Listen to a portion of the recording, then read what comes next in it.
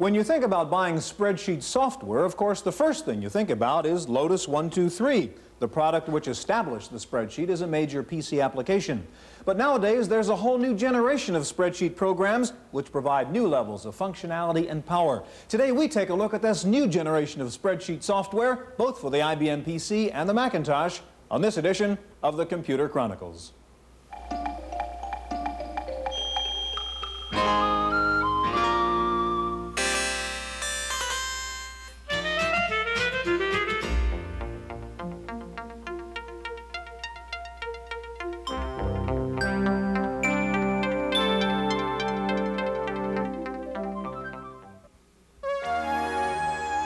The Computer Chronicles is made possible by Leading Edge, makers of IBM-compatible computer systems, including word processing with spelling correction, communication software, and Hayes-compatible 1200 and 2400 baud modems.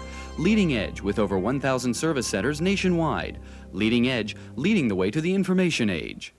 Additional funding is provided by McGraw-Hill, publishers of Byte. Byte's detailed technical articles on new hardware, software, and languages cover developments in computer technology worldwide.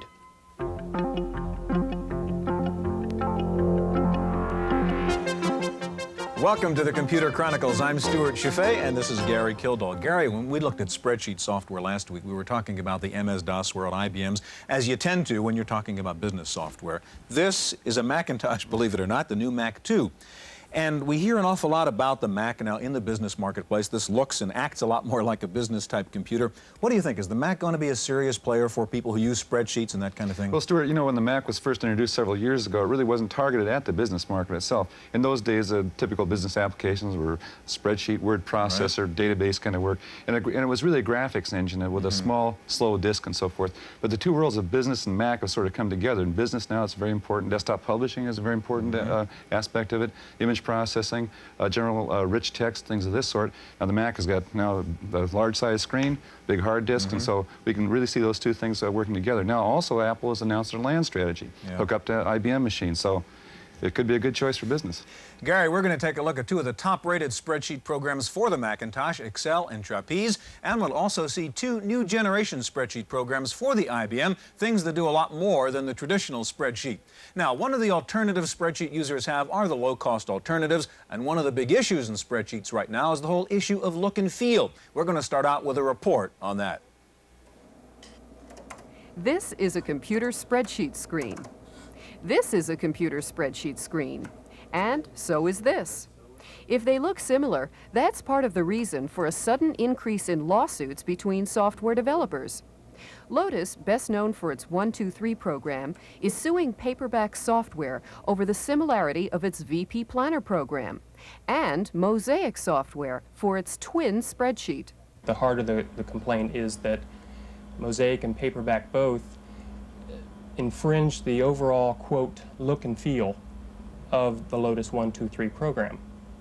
Specifically, what they've claimed is that the defendants have used identical or very similar program names or command names, very similar menu structure and submenu structure, same kind of syntax in the language that they use in the programs, such that the user who looks at one program versus the other will say, the overall look and feel is essentially the same.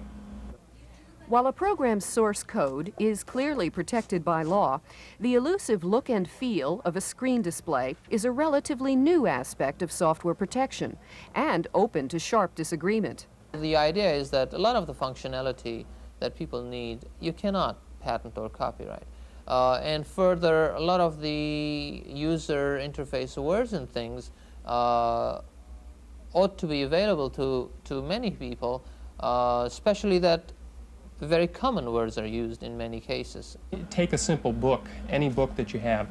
Well, those are all words that are in the English language, and in that sense they're not original. What becomes original is the manner in which the developer puts them together, the way that he organizes them or orders them or sequences them. That's what gets protected by copyright law. A recent case involving communication software could have a significant impact on future look and feel cases. DCA, which owns the Crosstalk program, sued the SoftClone company for its mirror communications package. The court ruled in favor of the plaintiff. Given that the court in that case held that essentially one key screen was enough to constitute copyrightable material and found that the defendants had infringed that one key screen, that means that cloning user interfaces is going to be extremely suspect in the future. One of the many difficulties encountered by software developers is the overwhelming dominance of a handful of programs, which some companies view as de facto standards. And when you go into a spreadsheet market, you realize that there is primarily one customer that dominates the market, and that is Lotus. They probably have approximately 60 to 80% of the marketplace. So the already existing de facto standards in the marketplace make it literally impossible for anybody to enter that marketplace or do anything constructive. All sides agree, for different reasons, that the outcome of these cases will have a major impact on the future of original software. Assume what's going to happen if, in the worst case scenario, Lotus wins. Absolutely, it's going to be chaos. I mean, people are going to start doing things just for the sake of being different. They're going to make it different, and it's going to be incredibly hard for any user to do anything with any of these programs. One of the purposes of the copyright laws is to reward people's invention. I don't know what kind of creativity it is that's being stifled in this case. You know, is cloning considered that creative? I'm not sure. I think that perhaps more creativity comes out of the fact that authors are rewarded for what they've done.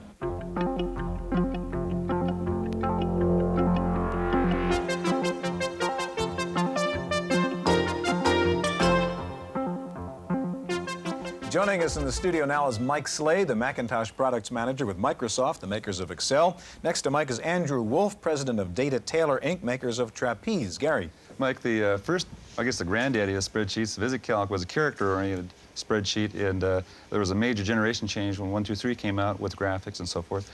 Now, is the Mac 2 going to be is that going to be a generation change also in spreadsheets? Well, I think the Macintosh in general helped that occur. The whole notion of a graphical user interface with pull-down menus and a mouse and icons led us to design a spreadsheet Excel that was much more like working with pieces of paper on a desktop and letting you make relations between those pieces of paper. And this just extends that in many nice ways: color, graphics, speed.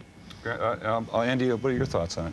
Well, I see the machine as allowing people to do things they have not been able to do before, work with larger spreadsheets, be able to calculate more complex models, display more charts, and that is going to improve a lot of people's productivity. Okay. Now, Mike, you have a demonstration of Excel you can give us, right? That's right. Good.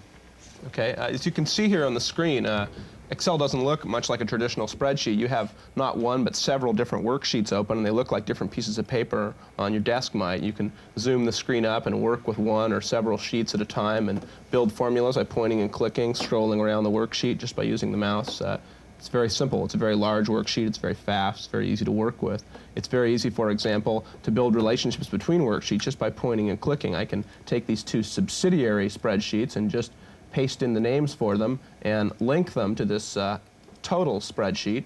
And without having to do any complex math or anything, I can just enter the formula, and it's automatically built so that later, if one of these values changes, say from 71,000 to a much larger number like 710,000, you see the number is instantly reflected up here in the total spreadsheet. In a product like 123, not only couldn't you do that, but you couldn't even think about doing it because you could only see one spreadsheet at a time. In the same way, it's very easy then to take a group of numbers and very quickly open a window that has a graphical representation of those numbers, and that window can then be linked to those numbers, and I'll show you how that works in just a second here. So you can see I have a graph now that represents those numbers, and if one of these numbers up here changes to a smaller number,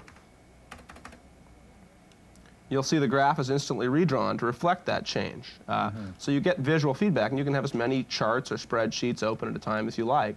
It's also very easy to change what the graph looks like. There's a built-in pictorial gallery, another innovation that the Macintosh facilitates that lets you pick between different kinds of charts and have the chart be redrawn in whatever format it is that you'd like to see it in. And so rather than pick from some list of charts, it's very nice to be able to see a pictorial representation of that. One of the nicest strengths of a product like Excel is that it lets you automate things. And what I'm going to do here now is close all those spreadsheets and open what's called a macro. And Excel actually records what you do. It learns what you do and will then play it back. And I'm going to show you an example of something that Excel recorded my actions and turned them into a thing called a macro. And now it's going to automate the process of entering data, which notice it's actually prompting me with this little dialog box, and then asking me to put the data in, and then it takes the data, reformats it, and puts up a chart window of the data without me having to do anything. And that's really what computing is all about. Okay, yeah, and you didn't have to write the macro. It wrote the macro following what you were doing the last time. Yeah, before right? I had just done those same commands, and it wrote the command language. You can write it if you like, but it's very simple to have Excel write it for you, and you can just go through. The new machine is going to give us opportunities to make Excel run in color and lots of things to expand the capabilities of it, but since we've introduced the product, we've just had a fantastic reception to it. Speaking of color, Mike, if I can ask you to unload Excel and we can get Trapeze in there, and while Mike is doing that, Andrew, Trapeze does run in color. We're going to see that in just a minute, and one of the features of the Mac 2, of course, is the color. What role does color play in spreadsheets? Does it matter at all? Well, it can help the person who's developing the spreadsheet to show his numbers in a way that's easier for other people to comprehend and himself. He can show different numbers in red to show that he's losing money, or highlight labels with color so that they're easy to find in a very large worksheet. And of course you can do charts in color, which allows you to show the information much more graphically than just black and white can do. Maybe the best way to answer it is to run Trapeze for us, and we'll see how you do use color, Andrew. And why don't you tell us what you're doing as you do it? I'm just selecting 3 worksheets that I'm going to be showing and opening them all.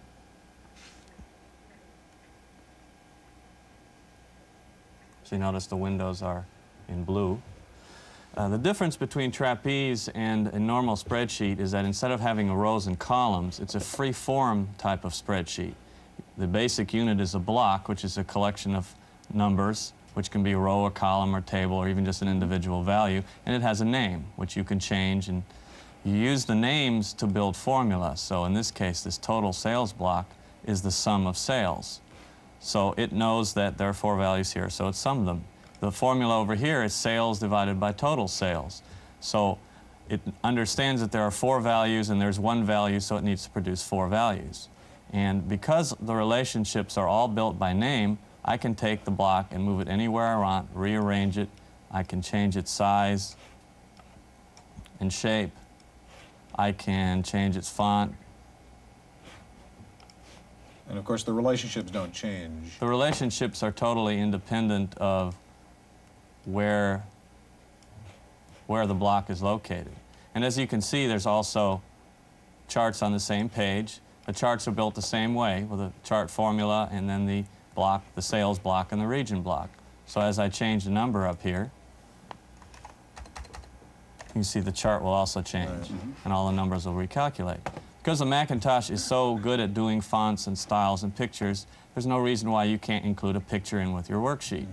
Now, this may be a trivial example, but it does show the ability to include graphics along with your spreadsheet, so that you can have a data entry form or an invoice and have calculations on top of it mixed in different fonts along with your graph. Now this is I'll show you an example of how you can build a formula very easy without having to remember how to type things. Right here is the sum of investments, which is the block right here. Now I'm going to build this simply by pulling the sum function from the scrolling menu, and then down here is a list of all the open worksheets. So I can go to any worksheet that's in memory by name. So in this case, I'm going to get invest, hit the checkbox, and it recalculated it. So Trapeze allows you to do not only the calculations, but also to lay them out in an attractive manner. And a lot of people who do calculations need to present them to people. So Trapeze allows you to do it without having to go to other programs to put all the pieces together. Andrew, is Trapeze written especially for the Mac 2, or does it run on... It runs on all Macintoshes. This version is the version we shipped in January, long before the Mac 2 existed, and it ran in color then. We are producing a version specifically for the Mac 2 to take advantage of additional colors and some other features it can do. Mike, what about Excel? Excel was written, released almost 2 years ago, so and it runs fine on the Mac too, but it runs on the entire Macintosh family. And we are also working on a new version that will take more specific advantage of the capabilities. Gary, I think it's pretty clear the answer to your question is we've come a long way from Lotus 1, 2, 3. This is a generation leap. Gentlemen, thanks very much. We're going to be back in just a minute with 2 more spreadsheet programs that do a lot more than traditional spreadsheet work. One of them is called Words and Figures. The other is called Predict. So stay with us.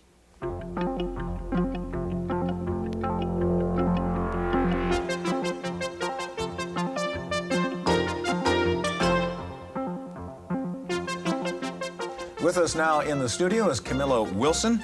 Camillo is president of Lifetree Software, makers of Words and Figures, and next to Camillo is Richard Roth, the director of UNISON Technology, and they make a product called Predict. Camillo, on the last segment, we just saw the Mac 2 with all the fancy high-resolution color graphics and so forth.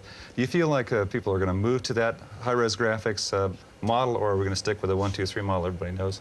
Well, there's no doubt that some people will want to look into the world of the future. People are always doing so. But the fact is that 1, 2, 3 right now has an install base of approximately 2 million copies, and there are compatible programs. And the last thing that people want to do is to relearn what they already know. Now, Richard, both of you have products that really, I guess, improve upon the 1, 2, 3 model. What sort of things have you done to yours? Well, what we've done is to take what everybody already knows in terms of the spreadsheet model and add in the capability that of a small group of people want to be able to do to express uncertainty in their spreadsheets and forecasting and modeling various business situations. So this is an extension of the basic model. Now, Camillo, can you show us Words and Figures? Certainly. Words and Figures was predicated on the idea that, first of all, people wanted a reasonably priced Lotus-compatible spreadsheet, which is the first thing that Words and Figures is. Then on top of that, we added to Words and Figures a word processor, which is the most commonly used function that people do on their personal computers. So I will start here with a conventional spreadsheet. Before you get to that, Camillo, I mean, what's the logic? I assume there's some premise here in terms of bringing the word processor into the spreadsheet. The premise is that if you have a financial story to tell, you may also want to tell people a qualitative, a verbal story about it. You know, you want to brag about your profits or to, be sorry about your losses. So, for example, here we have a regular spreadsheet, and like any spreadsheet would, if you change one number, the totals change and all the percentages change. And we also have the conventional graphing capabilities that 1, 2, 3 Release 1A has. What is new about Words and Figures, besides a very high-performance spreadsheet, is the addition of a simple-to-use word processor. So you can simply start by saying the results for the year. So you press one key and boom, you're into a word processor, Exactly. rather than have to reload, Exactly. etc. And the word processor feels like a real word processor, does not feel like a spreadsheet. A lot of people use 1, 2, 3 to write, but that is a very unkind way to do it. So here we write our report bragging to the chairman about our results, and now we import the spreadsheet itself. So we say, bring me the first 10 rows of the spreadsheet, and sure enough, here they are. Now, not only are they here present in the word processor, but they're also live. Notice that my cursor now looks like the conventional spreadsheet cursor. And if in fact I change these numbers right here to a large number, all of the numbers are recalculated. If I take a look at my spreadsheet, sure enough, the spreadsheet was also recalculated. So you can operate on the spreadsheet inside the word processor. And vice versa. And any change made in one is reflected automatically in the other. And then to make it even more interesting, for example, you can split the screen into 2 windows. Here we have a horizontal window, and let's turn this one into a word processing window. So you can be composing the text in here while you're viewing the spreadsheet in the other window. And if you change one number here, sure enough, it will change in the other one. There it is. Okay. Is the word processor a so-called full-powered word processor? No, the word processor will not put a display right out of business. It is designed specifically to be a compatible word processor with the spreadsheet. For example, some of the things you notice in the word processor is that it uses a normal slash and the menu bar, so it feels very much like a spreadsheet, but it does all the things you expect a simple So just a word layer processor on to top do. of the spreadsheet, simple layer on top of the spreadsheet then. Yes. The word processor. Camillo, if you can unload Words and Figures there so we can get ready to take a look at Predict. And Richard, let's follow up on Gary's question before. You talked about using uncertainty inside a spreadsheet. Explain that a little bit more. Well, basically, when people talk about uncertain things, they talk about, they make statements like, my sales will be between 2 various numbers, and this one's going to be more possible than another one. They aren't really dealing with absolute numbers the way they do in a typical spreadsheet. It forces you to put a specific number in there. Exactly. And if you don't have the capability of representing uncertainty, then when you do present the results in these forecasts, what you're doing is leaving out the majority of the data that you're really talking about. And what Predict enables you to do is to encapsulate all of the possibilities for a particular variable on your spreadsheet with all the probabilities associated with that and do calculations based on those probabilities. Could you show us how you do that? Sure, absolutely. Let me just bring up Predict here. The best way to show it is to sort of give a comparison, if you will, between the way people use spreadsheets and the way you would use Predict in a similar situation. If I can just restore a little sheet here. This is the most simple business model you could have: sales, costs, and then profits. And what I can do is go down here and show you what a spreadsheet user might do. For example, he might say that his sales are, let's say, $1,000, and come down here and say that his costs are $500. And then doing a calculation to calculate the difference between the two to show what the profits are. In this case, something like this. Oops. Okay, your sales minus your costs are going to equal your profits there. Mm-hmm. Okay. All right, and that gives me a number. Now, in a spreadsheet, that works very nicely. If I want to do what-ifs, I have to go around and change those numbers and record all the different values. With Predict, however, I can do something a bit different. I can actually represent all the values for a particular variable, in this case sales, in a single cell. And I do that by creating what is called a distribution. Predict has 8 of these that are predefined and 1 that you can define yourself.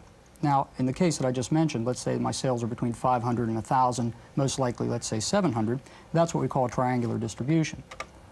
I can tell Predict to do or maintain, if you will, a list of 100 what-ifs, and then put in the values for the distribution. Let's say 500 as my minimum, 700 as my most likely, and 1,000 as my maximum. Mm-hmm.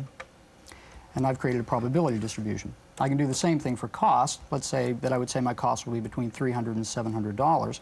And that's a uniform distribution because it doesn't really have a middle point. Again, I'll keep track of 100 what-ifs, and I can keep track of up to 8,000 if I want. And let's say between 300 and 700. So you're just putting in your min, your max there. Exactly. All right. Now, the nice feature, or actually the major feature of Predict, is its ability to do the same sort of calculations you would in a spreadsheet, but to maintain all of the results that you would do for each one of those what-ifs. So I can create a list of values, and rather than an initial list, which might be historical data, I can create it in an output sense, creating 100 values given my calculation. In this case, F7 minus F9. Now I can ask Predict to go out and do 100 what-ifs automatically, just by giving it that. And as you can see, the system is picking values from each of those 2 probability distributions and calculating values in the profit cell. And at the bottom of the screen, it's telling me how much time I have left until my calculations are done. The real question is, now that all those values would be generated, what can we do with them? Predict has a number of features built in as spreadsheet features to handle probability distributions in terms of displays and, for example, graphics. So it's done its 100 calculations. How do you look at this now? Right. Well, one of the ways, most comprehensively, to look at a lot of data is to draw a graph. And I can do that, let's say, by bringing down my profits graph here. And looking at the information in this cell F11. But not just the number that's on the screen. I want to look at all the values that have been generated. So I put a $sign on there. And now Predict will take those 100 values and create a probability distribution. And that will be shown in a graph here in a second. Now we can see a number of things here. We can see that there's some probability of a loss over towards the minus side. There's a much greater probability of a profit in this small business plan. And we can also see what the most likely value would be on the graph. Can you calculate the odds of a loss, sure. for example? There's functionality, for example, with this perform calculate function that allows me to see, let's say, the chance of a number being wildly negative in that cell. And the answer is 8%. That's right. What about, we saw the new Mac 2 just before, and of course we know about the new IBM personal system 2. What are the consequences of that new IBM system in terms of you guys who are developing software? Well, from our standpoint, obviously, people are demanding techniques such as these, which involve a lot more computations and a lot more data being stored. And obviously, the faster of the machines and the more data that they can store, you know, going beyond, let's say, the 640K limit, is a boon to products like ours, for certain. Now, what about the graphical interface? Are we going to see that as a standard application interface? Well, I don't know. I mean, the fact is that people are very much used to seeing things in this format. And there are, you know, 2, 3, 4 million spreadsheet users in the world that use it exactly as you see there. Whether they want to learn something else to get the job done, well, only time will tell. Gentlemen, we're out of time. Thank you very much. That completes our look at spreadsheets. We'll be back next week with part 4 of this business application series looking at database managers, so be sure to join us then. Right now, stay tuned for this week's Computer News.